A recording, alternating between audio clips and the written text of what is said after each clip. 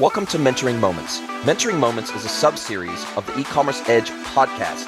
It is composed of clips taken from Jason's one-to-one and group mentorship sessions. Hey everybody, welcome to another episode of Mentoring Moments. I've got my mate Alex here from Flair, and we're talking all things B2B today, and he's got some good questions, good agenda lined up for me today. I'll hand it over to Alex, and Alex, fire away, pepper me with your questions, and hopefully we'll cover some good ground.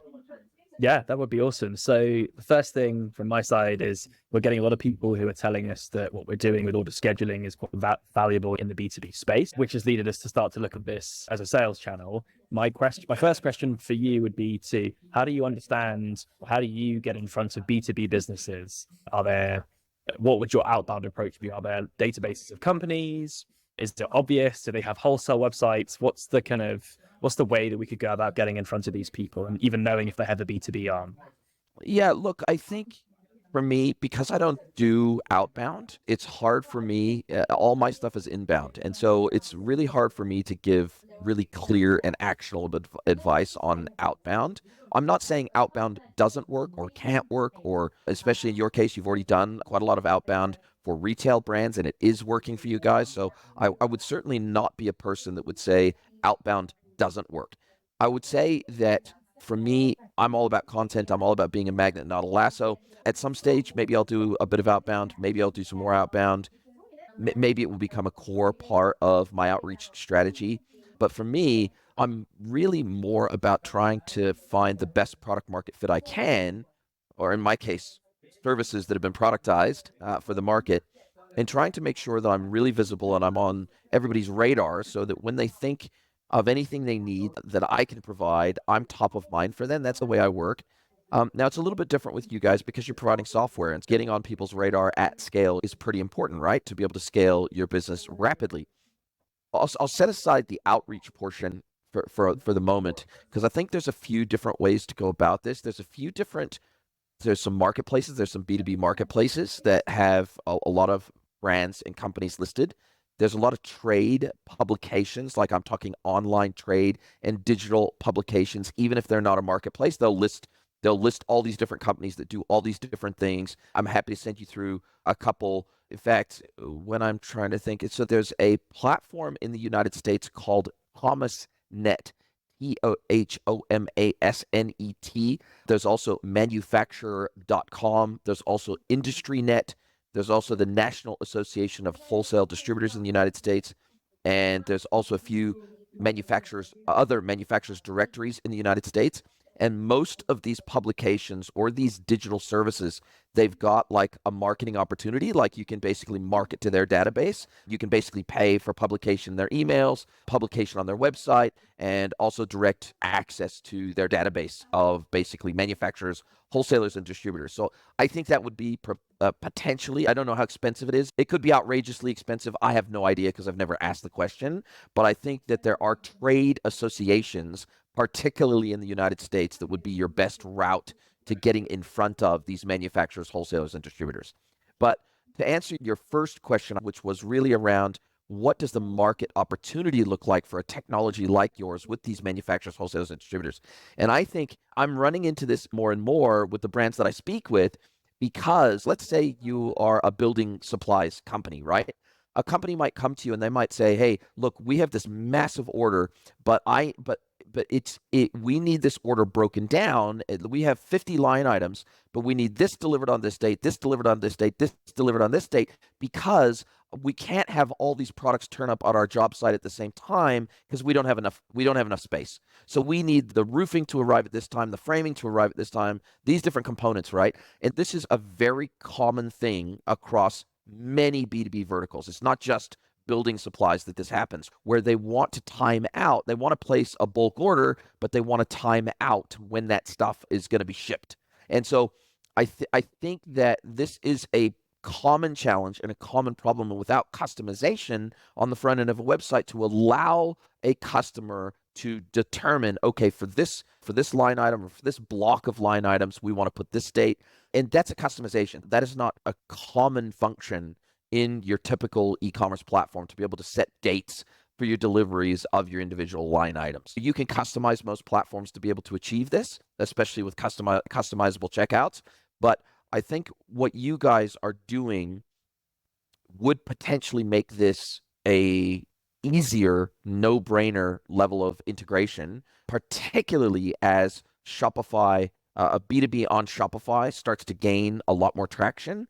I think that anecdotally, I'm hearing from the market that there's a tremendous amount of demand and inquiries flowing into Shopify right now, particularly by D2C manufacturing brands that want to establish a new B2B route to market, a new B2B channel. And if they're already on Shopify Plus, they can set up a second storefront with B2B on Shopify to service those wholesale customers. Now, is Shopify B2B on Shopify to the level of enterprise B2B for your pure play B2B brands?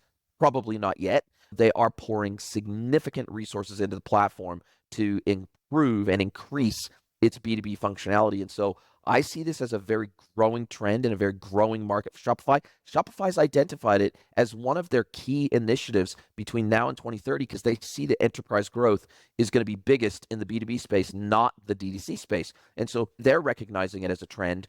They're pouring resources into it. So I think because you are so tightly aligning yourself with the Shopify ecosystem, it makes sense to hitch your wagon to that horse. Yeah.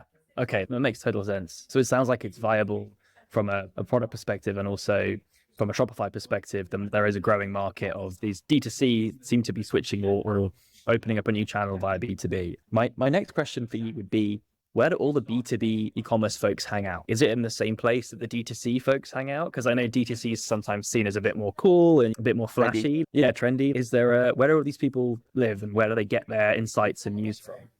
Really, this is a small but growing segment of the e-commerce market. So the reality is there's not that many of us that are out there pushing the B2B barrow as hard as people like me are. I'm pushing it really hard.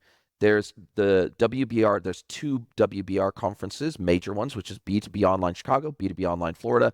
B2B Online Chicago just happened, and then B2B Online Florida will be happening in November. So those two conferences are the biggies. Also, B2B Next. Also, if you look at what the guys over at, give me 1 second here, I forget what they call themselves. It's Brian Beck and Andy Hoare's. Just give me 1 second here. No worries. No worries. Brian Beck and Andy Hoare, they have a website called master.com. So they are the co-founders of Master B2B. They put on summits, they put on meetups, they put on conferences. So those guys are doing great work. DC360 also put on an annual conference, although they haven't announced, to my knowledge, they haven't announced their dates for their conference this year. But as I understand it, it's a very big B2B conference, and they are called Envision,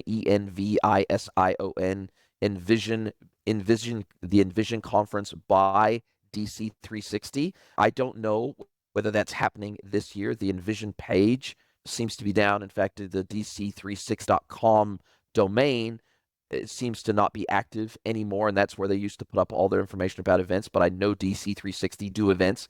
So if you go to the DC360 website and you sign up for their newsletter, then you'll hear about any events that they put on. There was also, I think it was called B2B West. It was just recently in San Diego. I couldn't attend because I was in New Zealand. I was traveling in New Zealand. I can't remember exactly what they call it. I think it was called B2B West, I think. So there are definitely some conferences. There definitely are some key people to follow on LinkedIn.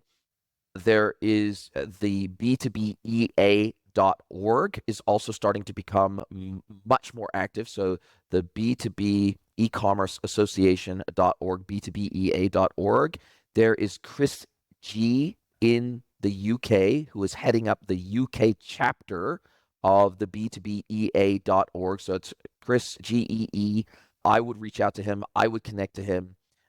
And we're going to be I'm working with the guys at the B2BEA to help increase the penetration of the organization within the North American market. So I'd reach out to Chris in the UK market and have a chat to him as well. He's very well connected in the B2B world. His agency has been building B2B solutions for many years. So there's a few people that are pretty deeply connected into these different markets, but it's really those, I think those trade groups and manufacturing organizations, I think those are going to be your key entry points into the industry. Okay, that's great. Thanks, man. Lots of questions. So, in terms of people like decision makers within these businesses, is it the same structure in a B2B some company than it is a D2C? So let's say we went after the head of e-commerce for a trades company. Like, I'm guessing they'd be the ones responsible for the storefront, etc. Or is it a bit more complex than that?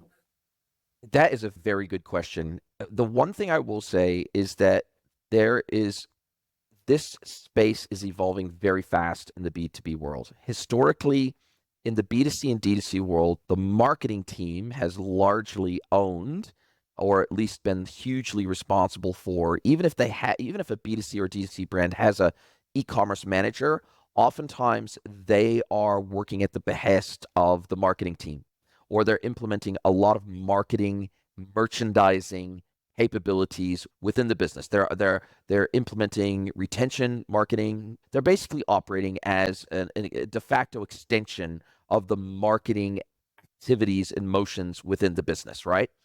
In the B2B world, there's a lot less of that, meaning that instead of dealing with primarily marketers and e-commerce folk in the B2C and D2C world, you are oftentimes dealing with tech and ops and sales teams within the B2B world. Many B2B brands don't even necessarily have a quote unquote marketing function in the business.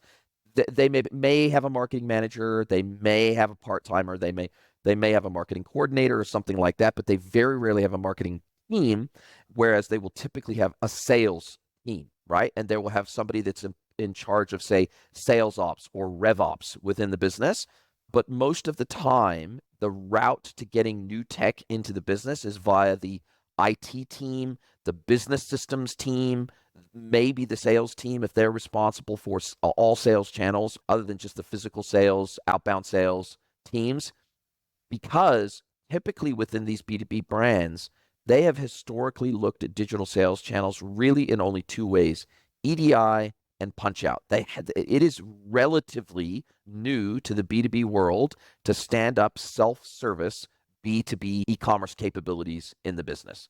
Some brands have been doing it for a very long time, but it is a relatively new thing for a lot of these B2B brands that have historically had an outbound sales team, right? SDRs, BDRs, BDMs, customer service, etc. And as a result of that, you will not necessarily find that many e-commerce managers, heads of digital, CDOs within these B2B businesses. Oftentimes, it's the sales team that kind of own all the sales channels with IT and ops supporting them in those implementations, right? Because usually ops, IT, and business systems, they're in charge of ERP, which is the beating heart of any B2B brand. They all run heavy-duty ERP systems, right? And usually the EDI function and the punch-out capabilities are delivered by the IT department in conjunction with a select set of vendors. And so in many cases, these are the types of folks you will be dealing with. Maybe a CTO, maybe a CIO, something like that, but not necessarily a direct named e-commerce function or e-commerce manager in the business. Sometimes they will have, depending on how long and if they are doing e-commerce today, but definitely you're going to be dealing oftentimes with business system and operational folks. Okay, that's super interesting. Thank you. And don't worry if you don't have a clear answer to this, but how would you then adjust our value proposition messaging instead of it going from D2C companies, which is very much increasing sales they already have on the website, or giving their shopper experience the best possible experience out there, giving them all this freedom and choice, which granted is a lot more of a marketing-y thing. How would you go about the value prop for these decision makers in the B2B business? I think for them, this is an opportunity to, first of all, miss out on fewer sales, right? Because the reality is, if a buyer wants to come and they want to place a timed order with you, you're expecting them to remember to log back in at the appropriate time, to place orders when they want to have them shipped out. And if you don't offer some kind of a service to time these shipments, then you're relying on them to always come to you, do it at the appropriate time, and you are assuming that none of your competitors offer a timed service, right? So the reality is that a lot of these buyers, they will have a situation where they need timed shipments, timed deliveries. But if you don't offer that service, you may miss out on that sale if a competitor does, or if they forget to come back to you, and then they have to run down to their, if it's a building contractor, say for example, and they forget to place that timed order with you, but they need something all they forget to place that timed order, and then now all of a sudden they need to go and now they need to go down to Home Depot, or they need to go down to Lowe's, or they need to get something last minute because they forgot to place that order at a time when they would require it. So there's gonna be many situations where last minute purchases will be made if you do not offer that timed shipment or timed order placement opportunity to them. So I think this really comes down to missing out on fewer orders. I think this is an opportunity to create a much better customer experience for the buyer, because we hear this in the industry. We know this is a needed function. It's a very commonly expected capability with self-service e-commerce websites. And I think it's an opportunity to really stand out and differentiate yourself, because just as this is still very uncommon in the B2C and D2C world, it's even less common in the B2B world. First of all, it's less common to even offer e-commerce in the first place, and it's definitely vastly less common to offer a timed shipment or a timed ordering, an order in advance capability. So I think that this is an opportunity to really stand out and offer a level of service that is really a cut of any of their potential competitors. And then finally, particularly if a brand is running Shopify Plus already and they're looking at implementing B2B on Shopify, this becomes a very easy in for adding this functionality. It doesn't require any heavy load by the IT team. It's not something they have to manage in the context of a sprint or any custom development time or budget or anything like that. It's the ease of implementation, I think, that is really going to be the winning formula here. It's a functionality that differentiates. It's a functionality that their buyers want in many cases, and it's a functionality that they don't want to have to build custom. So I think these are really the deal makers in this situation. Awesome. That's really useful. And then my final question for today, because I know we're running out of time, is from what's this, obviously as B2B e-commerce is relatively young, what's the tech stack split that you see? Like, I know Shopify is still pretty young with this as well. Is it all like Salesforce Commerce? Are they all running on slightly older platforms? Oftentimes they either are running on really legacy tech, or they don't do e-commerce today at all. They're running on very old systems. Maybe they're running on an old version of Magento. Maybe they're running on an older version of Salesforce Commerce Cloud. Maybe they're running on something bespoke. Maybe they're running on a more esoteric platform. I was recently consulting to a major manufacturer of hygienic plumbing and piping supplies in the United States, and they were running on a tech stack that they were running on an e-commerce platform I had never heard of before. It was a Nordic, I think it was from Sweden. I think the technology was from Sweden. And I've been in this industry for over 20 years, and I had literally never heard of this e-commerce platform before. And I asked around with some of my network, and none of them had ever heard of it before either. So, and there's a lot of vertical specific technology that is operating in the B2B world. And I've featured a few of these on the podcast before. There's a few vertical specific.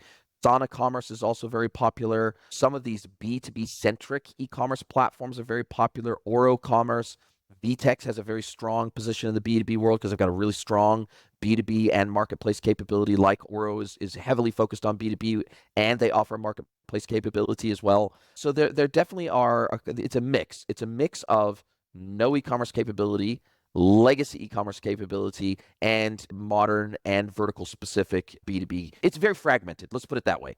There's no one out there right now. We could say that really Shopify to a degree has won the battle for B2C and D2C. They've won that war. In theory, there's more WooCommerce deployments in the world than there are Shopify deployments in the world. But we know based on the data that, most of, other than startups and very small businesses, that Shopify dominates especially the mid-market B2C and D2C world. Like Shopify just dominates. They got the biggest ecosystem, the largest number of apps, the largest number of partners and developers. Like they've got the ecosystem sewn up in many respects in the D2C and B2C world. That hasn't happened yet in B2B. It's still extremely fragmented and extremely nascent. And I think that's one of the reasons why Shopify is going so hard at this space. Now, the other one that is a very valuable mention is BigCommerce. They have been taking B2B very seriously for a long time now.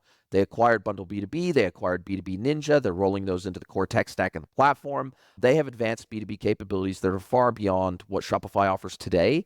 And so I think you can't look past BigCommerce either. I think they're a major player. I expect them to continue to be a major player in the B2B e-commerce world, especially in the mid-market. So those are the major players, but it is massively fragmented. There has been no consolidation in the B2B e-commerce world there has in the B2C and D2C world. Interesting. Which is not the answer you want to hear, because it's really hard to engineer a product when, say, look, we plug into 5 different e-commerce platforms. Like especially when you're young and you're a startup and you don't have unlimited resources to integrate with an unlimited number of platforms, I would say stick to your roots in terms of Shopify, at least in maybe the short to midterm. Grow in that space, cut your teeth in the B2B world on Shopify. And also, I would look at potentially partnering with the likes of SparkLayer B2B, which they're in the UK. And so for everybody who's not on Plus on Shopify, and they want to use a lower tier of Shopify plan, but they want to add B2B functionality, SparkLayer is a very popular plugin, probably the most popular B2B plugin and app layer for B2B on Shopify. If you're not running Plus, there's Wholesale Gorilla. There's probably 4 or 5 major wholesale apps for Shopify that I would look at potentially looking at partnering with, starting with the guys over at SparkLayer. They're in your neck of the woods already. Easy to have a conversation with them. They're pushing B2B on Shopify really hard. So I think sticking to your knitting, so to speak, in a space that you know really well and you already have contacts and friends and connections within, this feels like a no-brainer for you guys to minimize the additional tech debt that you may have to take on when you're starting to look at all these other platforms. Awesome. Yeah, that's what we're thinking about. So you're right. You read our mind there, but it's good to hear validation. Awesome. Look, this has been a great conversation. It always is. You always come up with a banger of an agenda. And yeah, I love having conversations with you guys. What you and Daniel are doing it's inspirational. And I know it's hard. Startup life is hard, but it feels like you guys are pretty driven. And I know you're in the middle of your fundraising round, and it looks like, at least from the sounds of it, that's going really well. So you're young and you're keen and you're doing good work. And man, that's got to be applauded. Thanks, man. And thanks for the great answers as well. It's super helpful to have someone as experienced in the B2B space as you are. So thank you as always. My pleasure, mate. I look forward to speaking to you again soon. All right. Take care. Hey team, I have a big favor to ask you. Please pause this episode and send the link of this episode to someone you know that you think would enjoy this content. Really appreciate you spreading the word. This is how we grow. We're not a Joe Rogan. We don't have big, massive advertising budgets, but we absolutely want to grow. We want to get the learnings from all of these episodes out to as wide of an audience as possible, and we need your help to do it. Thank you, and now back to your listening. Hello, everybody, and welcome to another episode of Mentoring Moments. I'm here with my mate, Theo Burns, on one of our one-to-one mentorship sessions. We've been having a great conversation about lots going on in his world and kind of what's next for his career in partnerships and lots of other things that he's got going on in his life. And he's put together a fantastic agenda for us today with a few other items that he'd like to talk about. So over to you, Theo, and let's chat. Yeah, I appreciate it. So obviously on one side, like we were just speaking about, I'm looking for new full-time partnership roles, but actually on the other side, I have this agency that I'm building out for myself, which is essentially an integration agency built around the partnerships that I've already built through my time in e-commerce. And to be completely blunt, over the first 6 months, we tried to build out an internal team, got a lot of opportunity through partners, which was awesome because that's my background. That was the easy bit, but the hard bit was delivering it. And I've since had to let the developer go who was working on those projects because we weren't able to deliver, made a massive loss. And now it's like at square one where I'm at this crossroads about what to do. Should I rebuild out an internal team and take a chance there again? Should I just refer business to partners, delivery partners? For example, there are at least 3 or 4 different partners who I'm coming up against in these conversations. Could I just be a gatekeeper and take a small referral fee on that? The opportunity there is obviously massively reduced, but there's very little risk, and these projects are probably being sold for anywhere between 6 to 20K. 10% of that, 15% of that isn't insignificant for not doing so much, right? And then the third option I would say is working with those delivery partners to co-sell these opportunities and somehow try and leverage that to a deeper degree where I don't just become just a gatekeeper. My agency's branding is still very much involved and I'm a co-deliverer to some extent. I'll get to that question. My question for you, Jason, is which of those 3 ideas or options sound the most promising? Obviously, you don't have the full context around what would be your advice to someone trying to decide whether to build out an in-house practice or to leverage delivery partners to do this, or to just pass it over to them for a referral fee. I guess it is a little bit situation specific and context matters. And I think because I know your context and because I know that this would effectively remain for the foreseeable future a side hustle, it's very difficult to have an in-house development team as a side hustle and manage that and own that and pay people and all that sort of stuff. One other model that I didn't hear you say yet that you could potentially consider is to effectively have subcontractors, meaning they're not employees of yours. They are effectively subcontract resources whereby they work with you on a project basis. They give you a wholesale rate and they say, look, we're gonna own this, we're gonna manage this, we're gonna deliver this for you, but here's our normal retail rate, $200 an hour, say, for example. Yeah. We're gonna give you 50% off that rate as a wholesale rate. We're gonna charge you $100 an hour. We estimate that this project is gonna be 100 hours. You know what your wholesale rate or your wholesale cost is gonna be through us. Now you quote whatever you can get out of the client to say yes to. That's another approach that I've seen work really well for people that are trying to manage resource demand versus supply. It greatly de-risks your commitment and your investment in a project or in a client. And further than that, I would say that if it were me in your shoes, what I would look at is where is the greatest amount of value capture that I can get from these relationships I have from the client, that where can I capture the most value for the least amount of work? Yeah. So on a percentage basis, if I can only incrementally capture an additional 10% of the value, but the cost base that I would have to do that, or the effort base that I would have to put in, is an extra 50% of effort or cost to capture that extra 10% of value, then I would say it's not worth it. Yeah. So you have to just basically weigh up where is the greatest percentage of value capture that I can get for the least amount of input from my side. And if it means that, hey, I'm only the project manager or the primary point of contact for the customer, but someone else is doing the delivery and kind of owning all the headache and the pain on the backside of that, and especially if you can get a fixed price and timeline commitment from either a subcontractor or one of those delivery partners that you've spoken about where you might just refer business to them, if you can effectively white label their services and they're taking all the risk themselves, and effectively you're just the primary point of contact and project manager or program manager for that piece of work for the client, then great, awesome. If it's easier to simply be a referral partner for those delivery partners, and you refer to them and they give you, I don't know, it's pretty common. It's pretty common. A referral fee of 10% is very common in our industry, right? Because at the end of the day, and the reason why 10% has become common is because CAC, if they have an internal salesperson, oftentimes the CAC ends up being around 10% of the deal.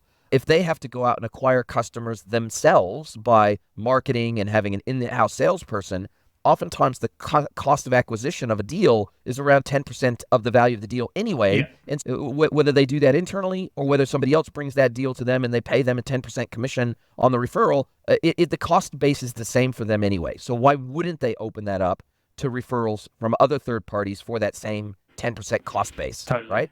And that's why 10% is just so common in our industry, because that's roughly what it costs to acquire a customer. Yeah. So these are the types of things. So instead of giving you an answer, I guess what I'm trying to say is context matters. And if I was in your shoes, I'd be looking at how can I capture the lion's share of the value with the minimum amount of energy, input, commitment. Because at the end of the day, you need to be focusing on the full-time thing as much as you can. Totally. Because that's where that's your bread and butter. That's going to become your bread and butter income.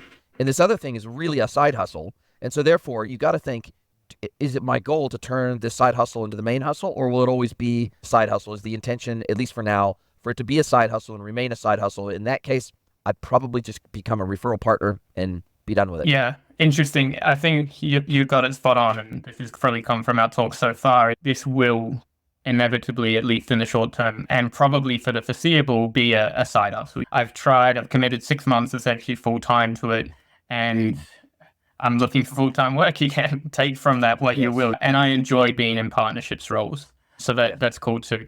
But yeah, so I think I'm probably leaning that way, somewhere between the referral or maybe just subcontracting in.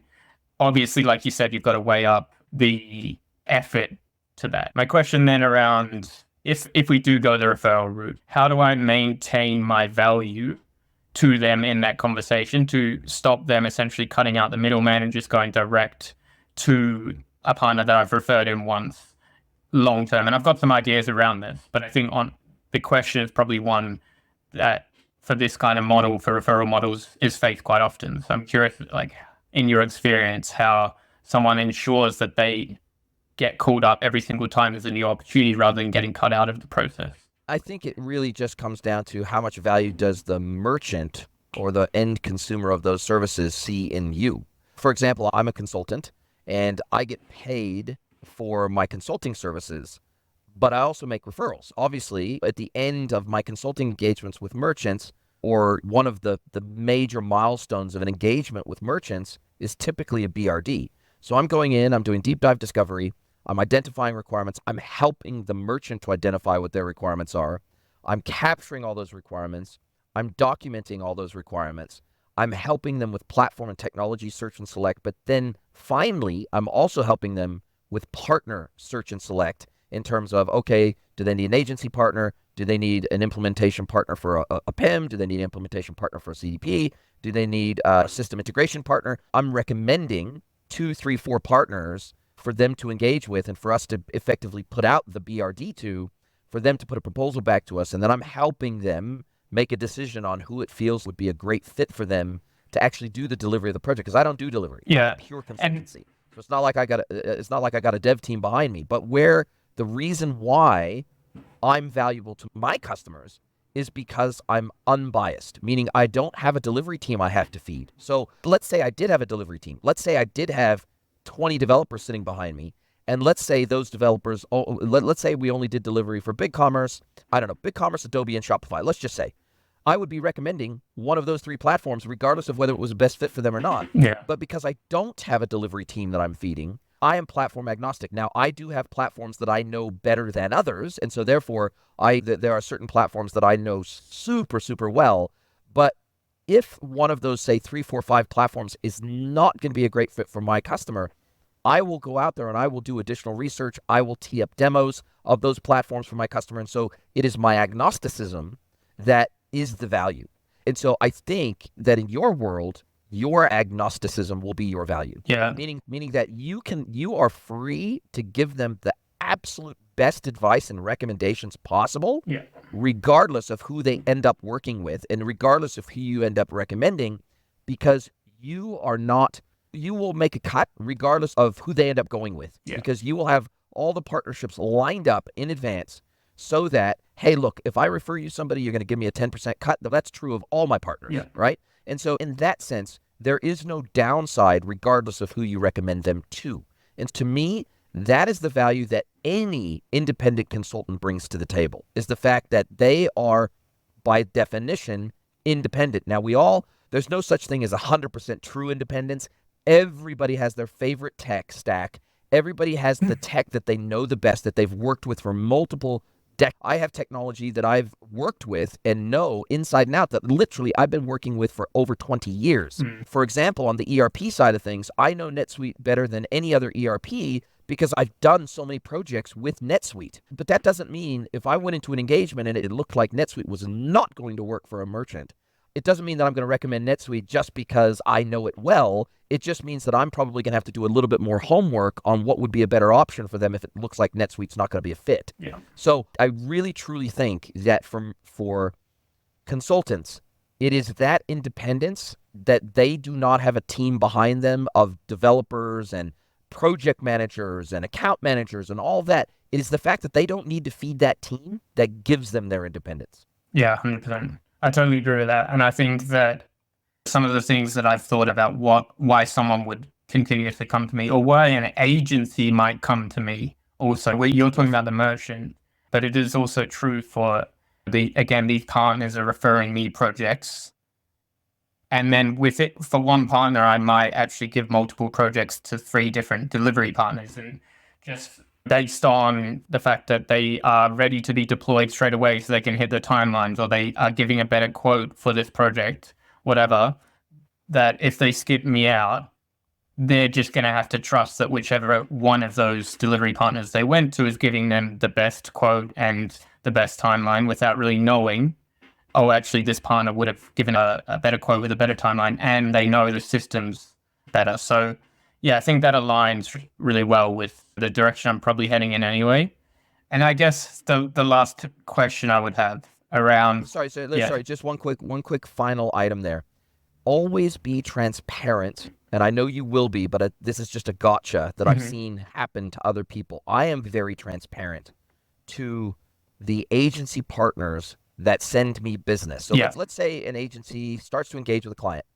The client isn't ready to engage with them yet, meaning they get into discovery and they realize that the merchant has no idea what they need. They don't even have any idea how to identify what their requirements are. So therefore, they get into discovery and every answer is, aren't you the experts? Aren't you supposed to tell us what we need and what we're supposed to do? No, you at least need to have some idea of what your business model is, what your channel model is, what you have to understand your products. There's a whole bunch of stuff that a merchant needs to have a really intimate understanding around to be able to communicate their expectations and their needs to an agency partner to deliver against and to quote against. First, let's say it's a replatform project, or let's say it's a major upgrade or a major integration project, or whatever it is. They have to know what their requirements are, and they have to know how to define them. Otherwise, if they can't even tell the agency what their expectations are, they are setting up that agency for failure. Yeah. And so oftentimes an agency in that situation, they do not have the upfront consulting firepower to be able to move that merchant from a place of knowing nothing or knowing very little to a place of being ready to engage. And so they'll chuck that over to the fence to someone like me to do that 2-3 months worth of consulting required to get them ready to engage with an agency. But I am very transparent. When an agency does that for me, it doesn't mean that I'm automatically going to throw it back over the fence. Once we get to the BRD phase, it doesn't mean that they're the only agency that is potentially going to be up for consideration for the implementation, because they may not be the only one that is the right fit, or they may not even be the right fit for the merchant once I get them to the point. Now, they may be in the mix. They may be one of 3 or one of 4 that I'm saying we should get at least a proposal from so that we can see who it feels would be the best fit for you, both in terms of budget, timeline, the team that's going to be working on your project. All these things have to come together. It's not just about price. It's about, do you think they would genuinely make a fantastic long-term partner of yours?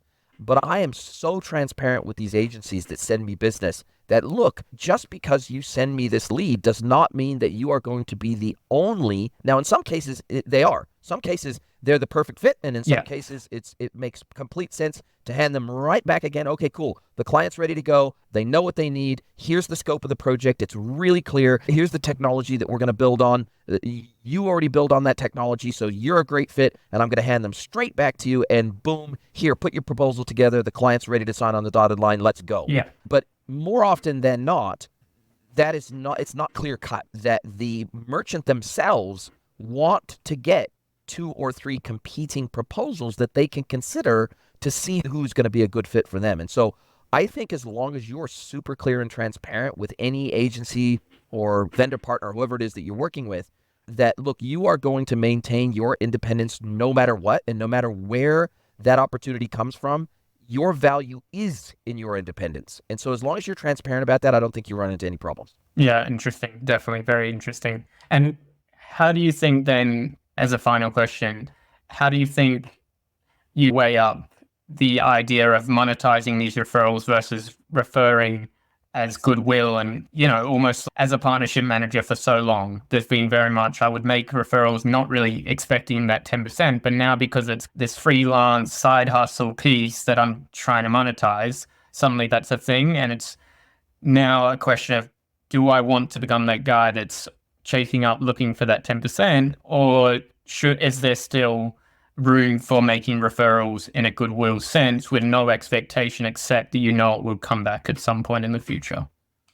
Look, I think if it's not your primary business, then sure, it's up to you to make a judgment call on whether there's more value in building the relationship or if there's more value in the monetary side of things. As a pure consultancy, and that's all I do, it's one of the major revenue streams of my business. And so I wouldn't have the business I have if I wasn't getting compensated in some way for the referrals that I make. And so at the end of the day, but like I said, oftentimes if it's a tech partner referral, they've already got their standard, they've got their standard program. Yeah. And so it's nothing that I'm having to go to them cap in hand and say, oh, please, sir, 3 bags full, sir. They've got a standard program for referrals. And so I just fall in line with whatever they have in the active in the market. And so it's nothing that I need to pre-negotiate. They define, okay, cool. If you're at this level of partnership, this is the fee. If you're at this level of partnership, this is the fee. And so oftentimes I never even have to have that discussion. Where I need to have that discussion is where either a tech vendor doesn't have a formal partnership program or agency, because they're so young. And so I say, look, this is my standard. This is the standard way I engage. I would expect this kind of program in place.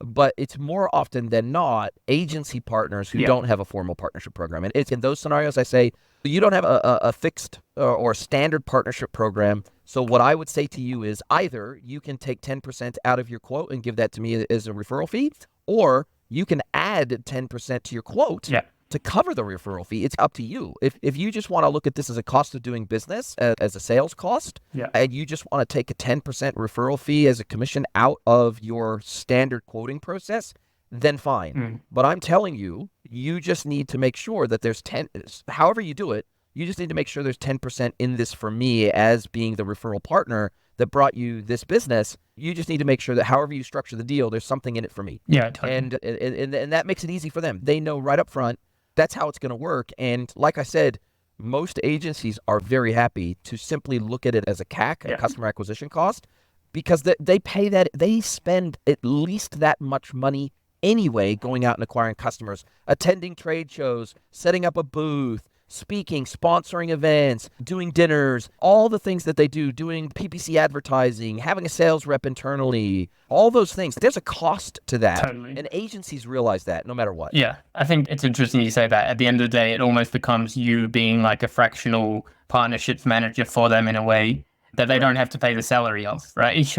And you bring in business. It's zero risk. Yeah, exactly. It's a zero risk to them. So basically, they only pay me a share, a rev share, if they win the deal. Exactly. So it's no skin off their nose. Yeah, totally. Yeah, that does answer everything that I was looking at today and what was in our agenda, and gives us lots to think about for sure. If you'd like to get mentored by Jason for free, head over to greenwoodconsulting.net, scroll to the bottom of the page, and click Get Mentored by Jason.